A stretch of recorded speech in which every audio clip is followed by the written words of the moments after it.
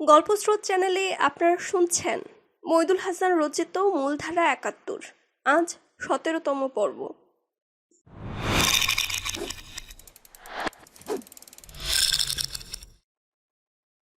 অন্যদিকে নিক্সনের পূর্ববর্তী সতর্কবাণীর জবাবে ৯ ডিসেম্বরে ব্রেজনেভ নিক্সনকে জানান যে উপমহাদেশের সমস্যা সমাধানের জন্য প্রয়োজন পূর্বাঞ্চল থেকে পাকিস্তানি সৈন্য প্রত্যাহারের জন্য ইয়াহিয়াকে সম্মত করানো।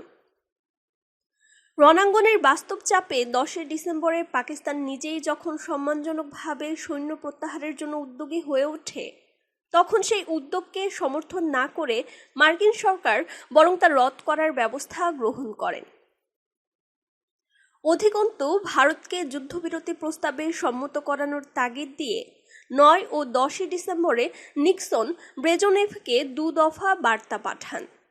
১০ ডিসেম্বরে ভারতীয় বাহিনীর মেঘনা অতিক্রমের সংবাদ লাভের পর যে কোনো মূল্যে এই অগ্রাভিযান রোধ করে সপ্তম নৌবহরকে বঙ্গোপসাগরের উপকূলবর্তী করার মতো সময় লাভের উদ্দেশ্যে ভারতীয় সৈন্য ফিরিয়ে নিয়ে যাওয়ার শর্ত ছাড়াই যে যেখানে আছে সেই ভিত্তিতে নিশ্চল যুদ্ধবিরতি কার্যকর করার ব্যাপারে ভারতকে সম্মত করানোর জন্য ব্রেজনেভের উপর চাপের মাত্রা বাড়ানো হয় এবং তাকে জানানো হয় যে ভারত যদি এর পরেও সম্মত না হয় তবে যুক্তরাষ্ট্র নিজেই এই যুদ্ধে জড়িয়ে পড়বে।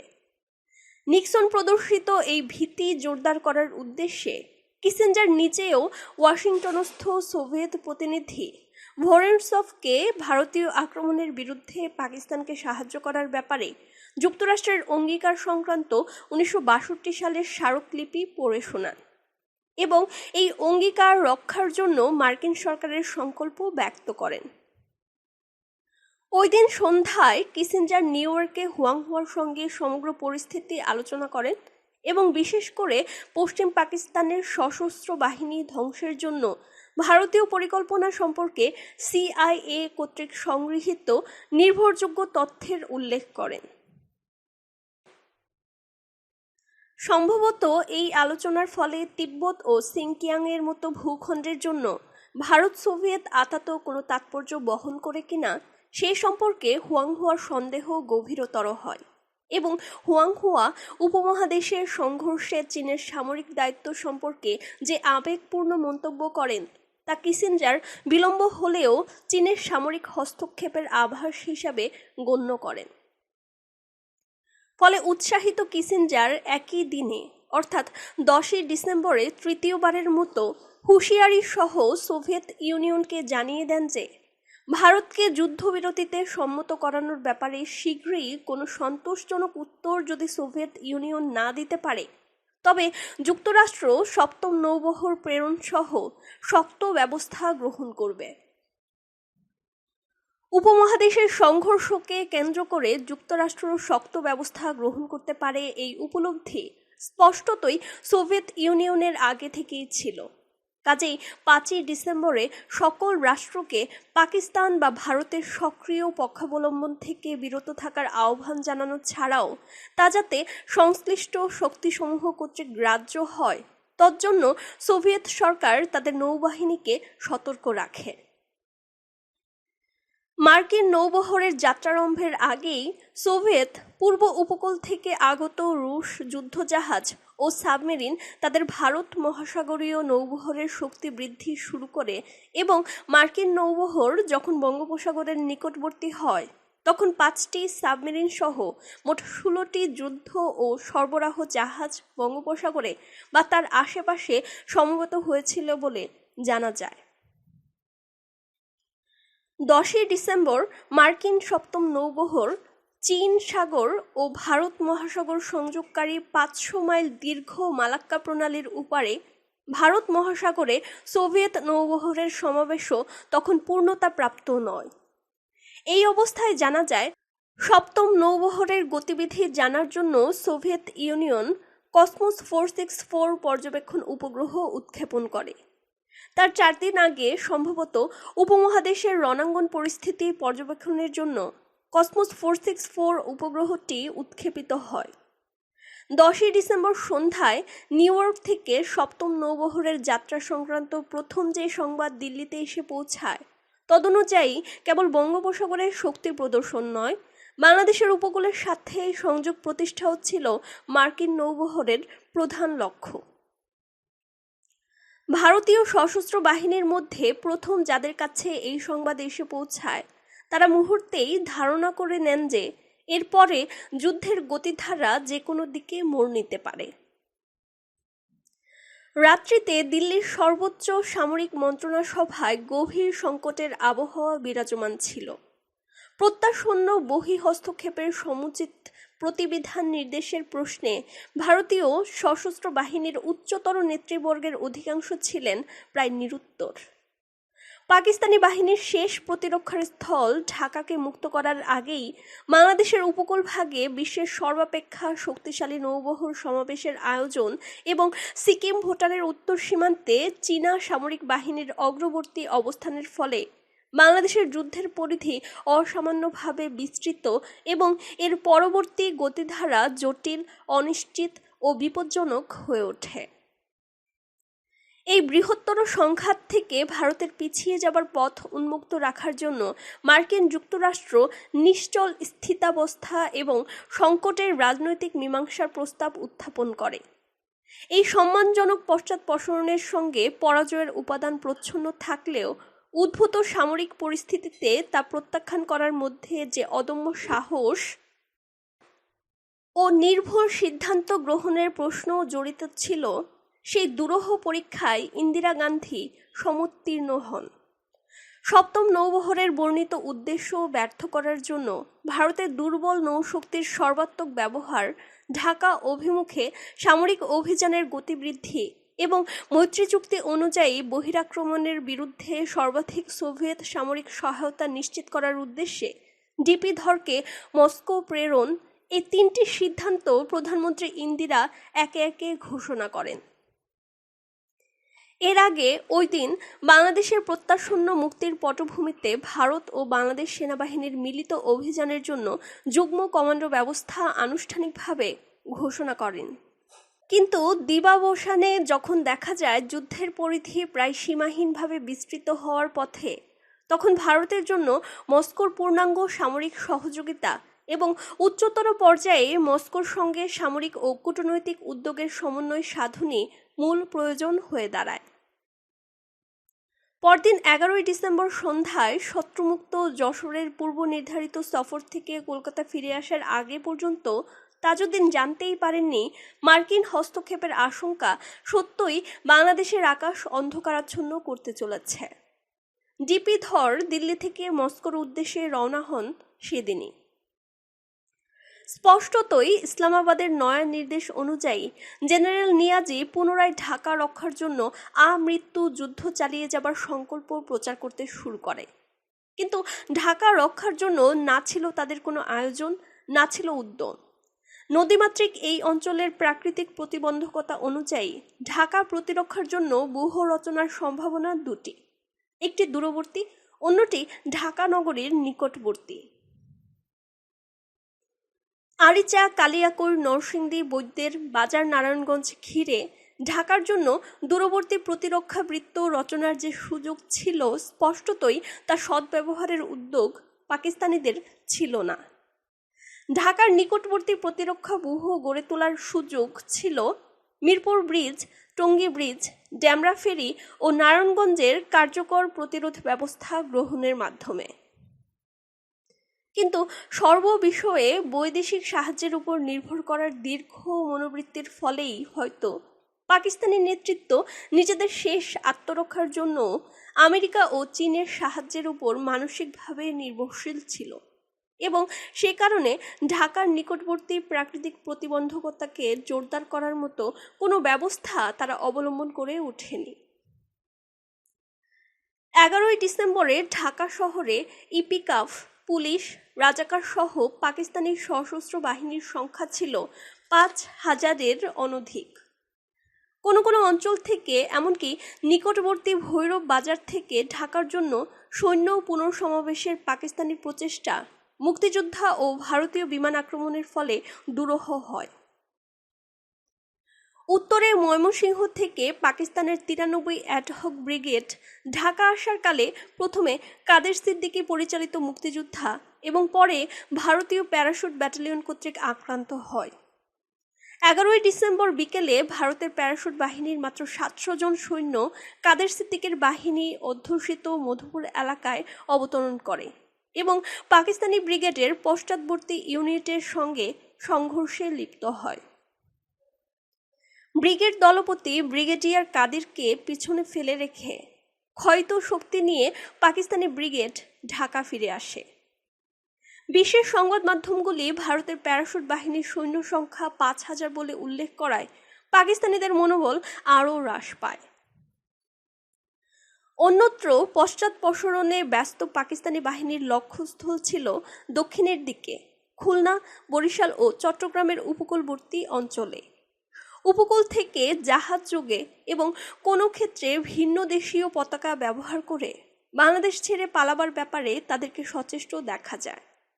পাকিস্তানি সৈন্যদের অবরুদ্ধ করার পূর্ব নির্ধারিত লক্ষ্য অর্জনের জন্য এবং অংশত উপকূল ভাগে 7ম নৌবহরের সংযোগ প্রতিষ্ঠার কাজ অপেক্ষাকৃত দুরূহ করার জন্য 11 ডিসেম্বর থেকে চট্টগ্রাম বিমানবন্দর এবং উপকূল ভাগে অবকাঠামো, জাহাজ, নৌযান প্রভৃতির ধ্বংস সাধনে ভারতীয় নৌবাহিনীর বিমান ও যুদ্ধজাহাজ ব্যাপকভাবে নিযুক্ত করা হয়। ওই দিনই ঢাকার উদ্দেশ্যে ভারতের একটি পদাতিক ব্যাটালিয়ন একটি গোলন্দাজ ইউনিটকে সঙ্গে করে নরসিংদীর দিকে এগুতে থাকে। তবে পূর্ব রাত্রিতে যুদ্ধের গতি বৃদ্ধির জন্য দিল্লিতে যে সিদ্ধান্তই গৃহীত হয়ে থাকুক, বিস্তীর্ণ মেঘনার এইসব অঞ্চলে প্রভৃতির প্রতিবন্ধকতা বড় প্রবল। তদুপরি সর্বত্রই ছিল যানবাহনের তীব্র অভাব, পথঘাট ভাঙা। মন্থর হলেও এইসব প্রতিকূলতা অতিক্রম করে ভারতীয় ইউনিটের অগ্রগতি চলতে থাকে স্থানীয় জনসাধারণের স্বতঃস্ফূর্ত সহযোগিতায়। প্রয়োজনের তুলনায় ভারতীয় বাহিনীর এই মন্থর অগ্রগতিতে সেই সময় যারা উদ্বিগ্ন ছিল, সোভিয়েত ইউনিয়ন নিঃসন্দেহে তাদের অন্তর্ভুক্ত। কূটনৈতিক ক্ষেত্রে তারাই ছিল মার্কিনী চাপের সরাসরি সম্মুখে। দাতাত, সল্ট ওয়ান প্রভৃতি বিষয়ে তাদের ক্ষতির আশঙ্কা ছিল সবচাইতে বেশি।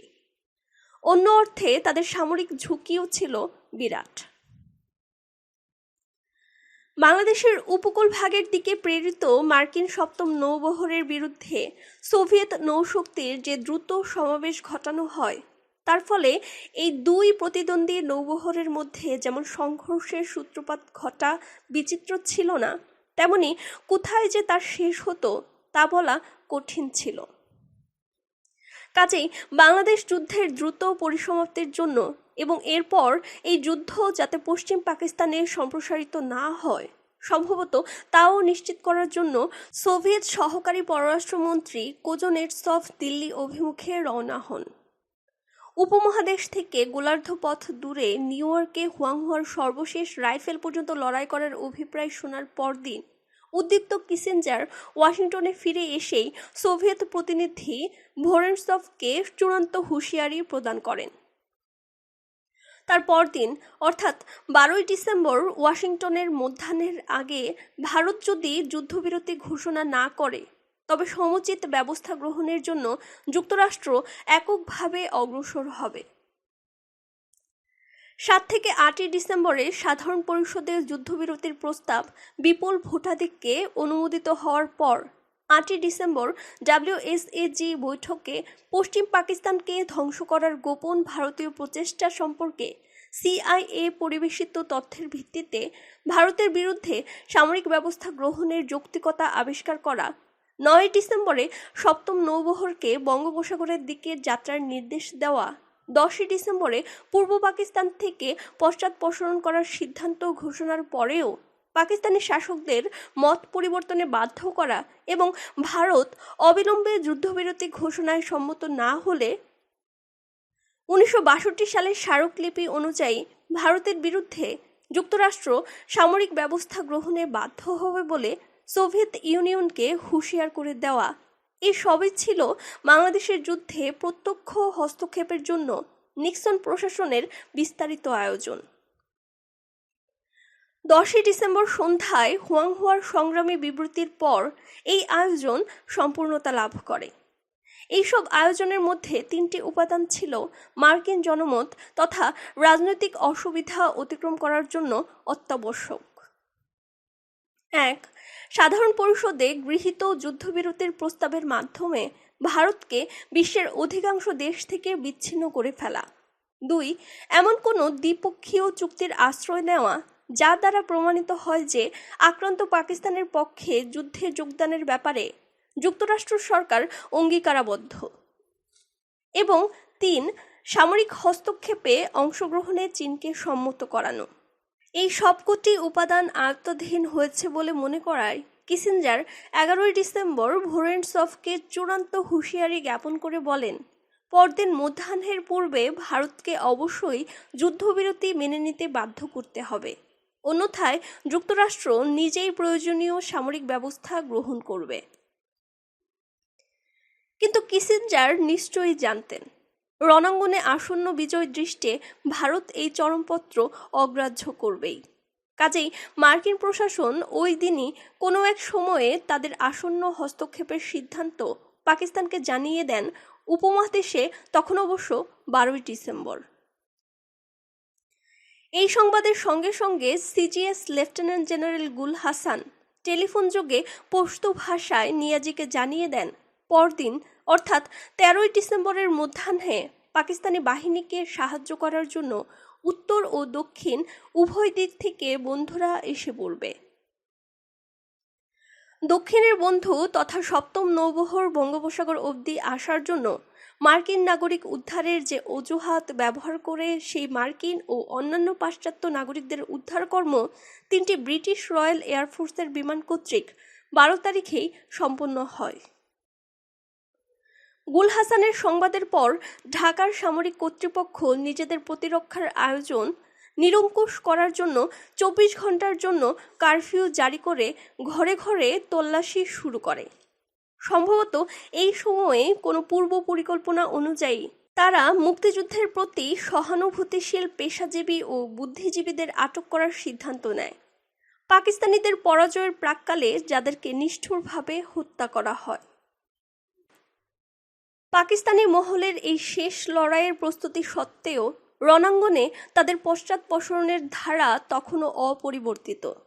12ই ডিসেম্বর সকাল 8টায় নরসিংদীর উপর পাকিস্তানি দখলের অবসান ঘটে। বিকেলে ভারতের আরেকটি ইউনিট ড্যামরা ঘাট থেকে মাত্র 5 কিলোমিটারের মধ্যে এসে হাজির হয়। 10ই থেকে 12ই ডিসেম্বরের 3 দিনে ভারতীয় বাহিনীর সর্বমোট 5টি ব্যাটালিয়ন, 2টি গোলন্দাজ রেজিমেন্ট ও 57 ডিভিশনের টেকটিক্যাল হেডকোয়ার্টার মেঘনা অতিক্রমে সমর্থ হয়। ট্যাঙ্ক রেজিমেন্টের মেঘনা অতিক্রমের প্রচেষ্টা ছিল তখনও অসফল। 12ই ডিসেম্বর সূর্যাস্তের আগে জামালপুর ও ময়মনসিংহের দিক থেকে জেনারেল নাগরার বাহিনী টাঙ্গাইলে প্যারাশুট ব্যাটালিয়নের সঙ্গে যুক্ত হওয়ার ফলে ঢাকা অভিযানের সর্বাপেক্ষা সম্ভাবনাপূর্ণ পথের সদ্ব্যবহার শুরু হয়। দক্ষিণে ভারতীয় নৌবাহিনী সপ্তম নৌবহরের আসন্ন তৎপরতা সর্ব উপায়ে বিঘ্নিত করার জন্য চালনা থেকে কক্সবাজার পর্যন্ত ছোট বড় অবশিষ্ট সকল জাহাজ ও নৌযান, উপকূলীয় অবকাঠামো, কক্সবাজার বিমানবন্দর প্রভৃতি ধ্বংস বা অকেজো করে ফেলে। বঙ্গোপসাগরের জাহাজগামী নৌপথগুলি সংকীর্ণ ও প্রায়শ অগভীর হওয়ায় অনুমান করা হয় সপ্তম নৌবহরের বৃহদায়তন জাহাজগুলির পক্ষে উপকূলের নিকটে নোঙর করা অসাধ্য ব্যাপার। তাদের বিমান আক্রমণ ও হেলি উত্তোলন ক্ষমতা যথেষ্ট হলেও পর্যাপ্ত সংখ্যক উপকূলীয় জলযানের অভাবে স্থলভাগের সঙ্গে সংযোগ প্রতিষ্ঠা অথবা পাকিস্তানি সৈন্য অপসারণের কাজ বহুলাংশে দুরূহ হবে বলে মনে করা হয়।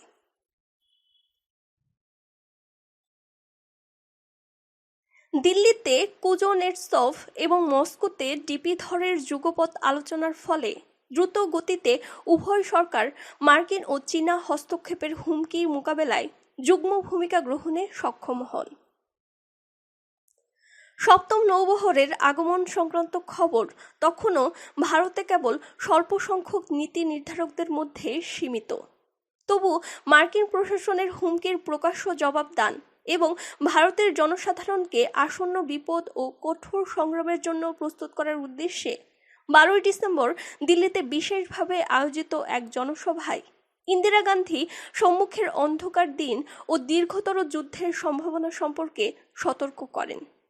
সেই সঙ্গে সাধারণ পরিষদের সাম্প্রতিক আহ্বানের জবাবে এবং পরোক্ষভাবে মার্কিন চরমপত্র প্রত্যাখ্যান করে জাতিসংঘ মহাসচিব উথানকে এক বার্তায় ইন্দিরা জানান, ভারত যুদ্ধবিরতি ঘোষণা এবং ভারতীয় সৈন্য স্বদেশে ফিরিয়ে আনার জন্য প্রস্তুত আছে। একমাত্র যদি পাকিস্তান বাংলাদেশ থেকে সৈন্য প্রত্যাহারে এবং বাংলাদেশ সরকারের সঙ্গে শান্তিপূর্ণ মীমাংসায় পৌঁছতে সম্মত হয়। সোভিয়েত ইউনিয়ন যদিও সপ্তম নৌবহরের অনুসরণ করার জন্য ভারত মহাসাগরে তার নিজের নৌবহর জোরদার করে, তবু এই সম্পর্কে ভারতকে অবহিত রাখা ভিন্ন তা নিয়ে কোনো প্রচার, সতর্কবাণী উচ্চারণ বা অন্য কোনো প্রকার প্ররোচনামূলক কাজ থেকে সম্পূর্ণ বিরত থাকে। কূটনৈতিক ক্ষেত্রে আমেরিকা প্রায় নিরবচ্ছিন্ন সতর্কবাণী এবং 12ই ডিসেম্বর মধ্যাহ্নের পূর্বে ভারতকে যুদ্ধবিরতি ঘোষণায় বাধ্য করার জন্য চরমপত্র লাভ করা সত্ত্বেও সোভিয়েত সরকার সেগুলি সরাসরি অগ্রাহ্য বা প্রতিবাদ না করে বরং সংলাপের ধারা অব্যাহত রাখেন এবং দাতাত্ব প্রক্রিয়ার কাঠামো অক্ষুণ্ণ রেখেই আমেরিকান অভিযোগের সমাধান অন্বেষণে দৃশ্যত সচেষ্ট থাকেন। তবে তাদের এই প্রচেষ্টা কার্যক্ষেত্রে কালক্ষেপণের সমতুল্য হয়ে ওঠে, যেন এইভাবে বাংলাদেশ যুদ্ধের সফল পরিসমাপ্তির জন্য ভারতকে সময় দেওয়াই তাদের মূল লক্ষ্য। কিন্তু যে দুটি ক্ষেত্রে শক্তি প্রদর্শনের প্রয়োজন ছিল সেখানে নিঃশব্দে যথোচিত মাত্রাতে এবং মার্কিন উপগ্রহের ক্যামেরার সামনে তা প্রদর্শিত হয়। মার্কিন নৌশক্তি মোকাবিলার ক্ষেত্রে ভারত মহাসাগরে এবং চীনকে নিবৃত্ত করার ক্ষেত্রে সিনকিয়াং সীমান্তে সোভিয়েত সামরিক শক্তির নিঃশব্দ প্রদর্শনী দ্বিধান্বিত চীনের সিদ্ধান্তকে প্রভাবিত করে সম্পূর্ণ অর্থে।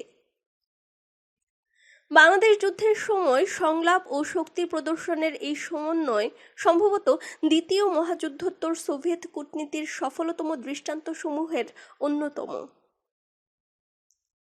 12ই ডিসেম্বর রবিবার হওয়া সত্ত্বেও মধ্যাহ্নের বেশ আগে থেকেই যুদ্ধবিরতি ঘোষণায় ভারতকে বাধ্য করার প্রশ্নে সোভিয়েত ইউনিয়নের চূড়ান্ত জবাব শোনার জন্য হোয়াইট হাউসের খাস কামরা ওভাল অফিসে প্রেসিডেন্ট নিক্সন তার জাতীয় নিরাপত্তা বিষয়ক সহকারী হেনরি কিসিঞ্জার এবং তথ্য সহকারী আলেকজান্ডার হ্যাগ উৎকণ্ঠিত চিত্তে অপেক্ষমান ছিলেন।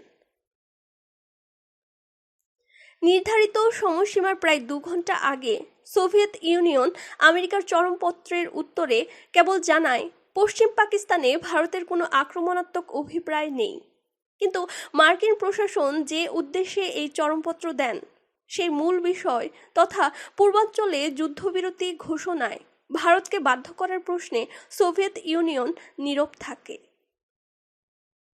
কাজেই প্রত্যক্ষ সামরিক হস্তক্ষেপ ছাড়া বাংলাদেশে পাকিস্তানের পরাজয় রোধ করার আর যে কোনো উপায় অবশিষ্ট নেই তা মার্কিন প্রেসিডেন্টের কাছে সম্পূর্ণ স্পষ্ট হয়ে ওঠে। এই হস্তক্ষেপের যৌক্তিকতা প্রমাণের জন্য নিক্সন এবার অভিযোগ করেন যে সোভিয়েত জবাবে পাকিস্তানি কাশ্মীরের নিরাপত্তা সম্পর্কে কোনো নিশ্চিত প্রতিশ্রুতি নেই।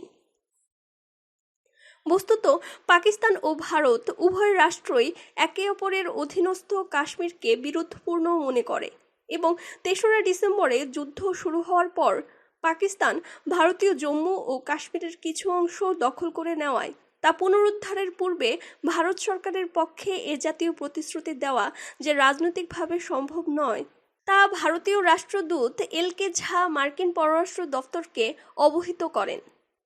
নিক্সন সাধারণ পরিষদের যুদ্ধবিরতি প্রস্তাব মেনে নেওয়ার ব্যাপারে ভারতের অবাধ্যতার কথা তুলে ধরে বাংলাদেশে মার্কিন সামরিক হস্তক্ষেপের যৌক্তিকতা প্রমাণের জন্য পুনরায় সেই দিন অর্থাৎ 12ই ডিসেম্বর বিকালেই নিরাপত্তা পরিষদের বৈঠক আয়োজনের নির্দেশ দেন। সেই সঙ্গে তিনি আরও কঠোর ভাষায় গুরুতর পরিণতির সাবধানবাণী হটলাইন মারফত ক্রেমলিনে পাঠান। কিন্তু এবারের সাবধানবাণীতে ক্রুশ্চেভের ভাষায় পারমাণবিক দাঁত বসানো ছিল। পারমাণবিক যুদ্ধ এড়ানোর ক্ষেত্রে শেষ চেষ্টা করার জন্য প্রতিষ্ঠিত হটলাইনে এই সতর্কবাণী পাঠাবার পরপরই মার্কিন যুদ্ধ সংকল্পে এক অবিস্মরণীয় উত্থান পতনের পালা শুরু হয়। নিউ ইয়র্ক থেকে হুয়াংহুয়া তখনই জানান পিকিং থেকে এক জরুরি বার্তা এসে পৌঁছেছে এবং তা অবগত হওয়ার জন্য কিসিঞ্জারকে অবিলম্বে নিউ ইয়র্কে যাওয়া প্রয়োজন। বাংলাদেশের সামরিক হস্তক্ষেপের পক্ষে তাদের মানসিক প্রস্তুতি তখন এমনই তুঙ্গে যে এই বার্তার বিষয়বস্তু কি তা শোনার আগেই নিক্সন ও কিসিঞ্জার সাব্যস্ত করে ফেলেন যে নিঃসন্দেহে চীন পাকিস্তানকে সাহায্য করার জন্য ভারতের বিরুদ্ধে সামরিক অভিযান শুরু করতে চলেছে এবং চীনের এই সম্ভাব্য অভিযান প্রতিহত করার জন্য সোভিয়েত ইউনিয়ন শক্তি প্রয়োগ করবে। এই অনুমানের ভিত্তিতে নিক্সন কিসিঞ্জার তদ্দণ্ডে এও স্থির করে ফেলেন যে সোভিয়েত ইউনিয়নের ব্যাপারে তারা নীরব দর্শক হয়ে থাকবেন না। সম্পূর্ণ অনুমানের উপর নির্ভর করে বিশ্বযুদ্ধের এত বড় ঝুঁকি গ্রহণের এহেন ক্ষমতা সম্ভবত সর্বশক্তিমান মার্কিন প্রেসিডেন্টেরই একান্ত অধিকার। কাজেই মালাক্কা প্রণালী অতিক্রম করে সপ্তম নৌবহরকে বঙ্গোপসাগরের দিকে যাত্রার নির্দেশ দিয়েই নিক্সন সেদিন ক্ষান্ত হননি। সেই সঙ্গে চীনকে এই প্রতিশ্রুতি জানিয়ে দেন যে সোভিয়েত ইউনিয়ন যদি চীন আক্রমণ করে তবে যুক্তরাষ্ট্র সোভিয়েত ইউনিয়নের বিরুদ্ধে সমুচিত ব্যবস্থা গ্রহণ করবে। সোভিয়েত ইউনিয়নের বিরুদ্ধে প্রতিশ্রুত ব্যবস্থা যে পারমাণবিক অস্ত্রের ব্যবহার ছাড়া আর কিছু ছিল না তা ঘটনার প্রায় 14 বছর পর নিক্সন টাইম ম্যাগাজিনের প্রতিনিধির কাছে স্বীকার করেন। কিন্তু হুয়াংহুয়া নিউ ইয়র্কে 12ই ডিসেম্বরের বিকেলে আলেকজান্ডার হ্যাককে অবহিত করেন চীন কেবল আরেক দফা নিরাপত্তা পরিষদ অধিবেশনে যুদ্ধবিরতির বিষয়ে আলোচনার ব্যাপারেই আগ্রহী, উপমহাদেশে সামরিক হস্তক্ষেপ করার বিষয়ে নয়। সামরিক হস্তক্ষেপ সম্পর্কে চীনের এই অপ্রত্যাশিত ভূমিকার ফলে মার্কিন যুক্তরাষ্ট্রের সংশ্লিষ্ট পরিকল্পনায় এমন ওলটপালট ঘটে যে বঙ্গোপসাগর থেকে মাত্র 24 ঘন্টার পথের দূরত্বে সপ্তম নৌবহর নিশ্চল করে ফেলা হয়। চীনের সিদ্ধান্তের সঙ্গে আমেরিকার হস্তক্ষেপ পরিকল্পনা এবং আমেরিকার পরিকল্পনার সঙ্গে ঢাকার প্রতিরক্ষার সিদ্ধান্ত ও প্রস্তুতির প্রশ্ন ঘনিষ্ঠভাবে জড়িত থাকায় চীনের মত পরিবর্তন ছিল পাকিস্তানের জন্য অত্যন্ত প্রয়োজনীয়। এজন্য দরকার ছিল কিছু সময়ের দরকার ছিল ভারতেরও, কিন্তু তা ভারত বাংলাদেশ মিলিত বাহিনীকে ঢাকার দিকে আরও এগিয়ে নিয়ে যাওয়ার জন্যেই। কাজেই পাকিস্তান ও ভারত উভয় প্রতিনিধির দীর্ঘ বক্তৃতার পর 12ই ডিসেম্বরে নিরাপত্তা পরিষদের অধিবেশন মুলতবি হয়ে যায়। ইতোপূর্বে ওই দিন মধ্যাহ্নে নিক্সন ব্রেজনেভকে যে চরম সতর্কবাণী পাঠান তার জবাবে 13ই ডিসেম্বরের ভোর 5টায় হোয়াইট হাউসের হটলাইনে মস্কোর নিরুত্তর জবাব এসে পৌঁছায়। ভারতে সমস্ত ব্যাপার ভালো করে তদন্ত করে দেখা হচ্ছে। ধন্যবাদ সকলকে এতক্ষণ সাথে থাকার জন্য। যারা আমাদের চ্যানেলটি সাবস্ক্রাইব করেছেন তাদের সকলকে অসংখ্য ধন্যবাদ। যারা এখনো করেননি করে ফেলুন এবং পাশে থাকা বেল আইকনটি প্রেস করে রাখুন পরবর্তী অংশ পেতে। গল্প ভালো লাগলে লাইক, কমেন্ট এবং অন্যদের কাছে শেয়ার করার অনুরোধ রইল।